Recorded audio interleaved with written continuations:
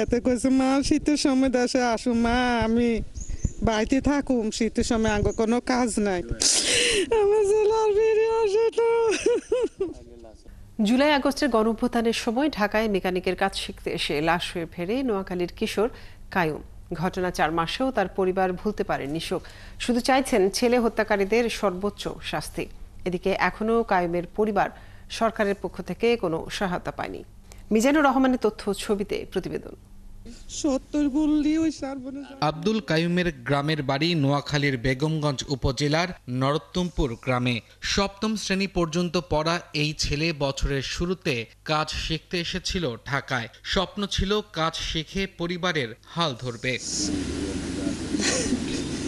আহাদের মা জানান, তার 17 বছরের সন্তান কোনো রাজনীতি করত না, পড়তো না কোনো স্কুল কিংবা মাদ্রাসায়। যাত্রাবাড়িতে এসি মেরামতের কাজ শিখত, কিন্তু তার কাজ শেখাটা আর শেষ হলো না। 18 জুলাই কোটা সংস্কার আন্দোলনকারীদের সঙ্গে পুলিশের সংঘর্ষে মারা যায় সে। এতে কইছে মা শীতের সময় দেশে আসো মা, আমি বাড়িতে থাকুম, শীতের সময় আগে কোনো কাজ নাই, আমার ছেলে আর বেরিয়ে আসে তো। আগের দিন ফোন করছে 9টা বাজে, আম্মু আম্মু আমি কি করেন আম্মু ভাত খাইছেন নি। পরিবারের সদস্যরা জানান, আহাদের মরদেহ পেয়ে তারা দেখতে পান তার মুখ, গলাসহ বুক গুলিতে ঝাঁঝরা হয়ে গেছে। শিয়া বাটার ও ভিটামিন ই সমৃদ্ধ lily glam beauty soap. Lily, always beautiful.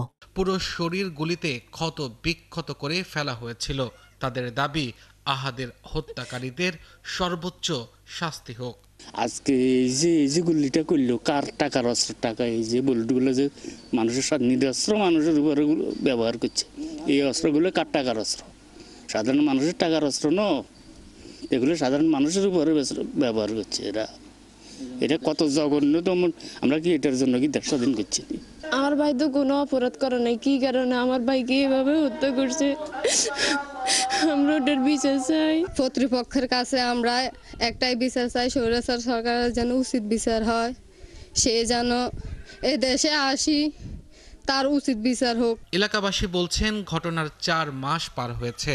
এ সময় উপজেলা বিএনপি সহ বেসরকারি সংগঠনের পক্ষ থেকে আহাদের পরিবারকে কিছুটা আর্থিক সহায়তা দেয়া হলেও অন্তর্বর্তী সরকারের পক্ষ থেকে এখনো তারা কোনো সহায়তা পায়নি। একটি নিরীহ ছেলে আমাদের এলাকা, তার কি দোষ ছিল?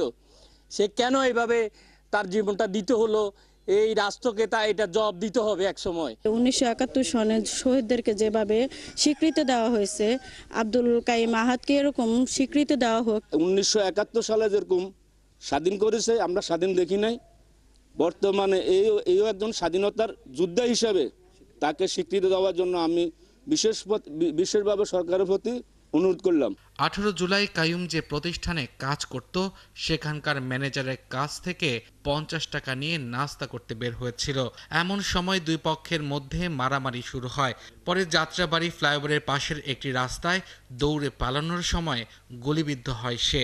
পরে তাকে উদ্ধার করে কয়েকজন পথচারী একটি বেসরকারি হাসপাতালে নিলে চিকিৎসক তাকে মৃত ঘোষণা করে। আব্দুল্লাহ মামুন, 71।